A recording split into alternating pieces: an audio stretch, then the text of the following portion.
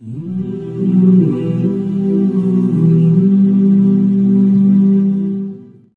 kommunist terrorchilarning qo'liga tushib qolgan ayol va bolalarni qutuldirish uchun zakat pulini ishlatishga bo'lamdi.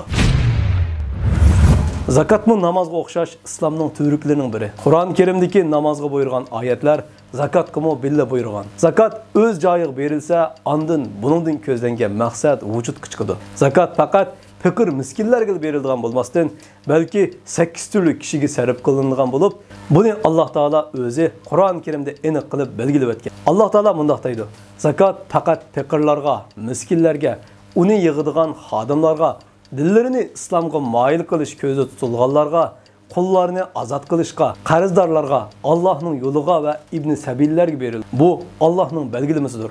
Allah bandalarining manfaatini obdan bilguchidir. Hikmat bilan ish qilguchidir. Mazkur oyatga ko'ra, ana shu asrga tushib qolgan hamshiralar va bolalarning Alloh taolo aytgan 8 o'rinning bir qanchaga tushadiganligida shak yo'qdir. PKK kommunist terrorchining qo'lida asoratda xo'rlanayotgan, insonlikqa dafsanda qilinayotgan ayollar va bolalar bir tarafdan yo'l xarajidan ayrilib qolgan ibn sabillar deb atalgan 8-turga, yana bir tarafdan fakirlar, miskinlardan iborat 1-turga va 2-turga mu hammadan burun kirdi. Demak, zakatni ularni qutqizish uchun sarf qilishning to'g'riligiga qil sig'maydi.